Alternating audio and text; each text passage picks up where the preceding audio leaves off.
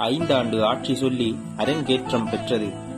ஐந்தாண்டு ஆட்சி சொல்லி அரங்கேற்றம் பெற்றது.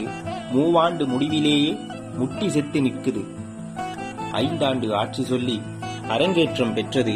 மூவாண்டு முடிவிலேயே முட்டி செத்து நிற்குது.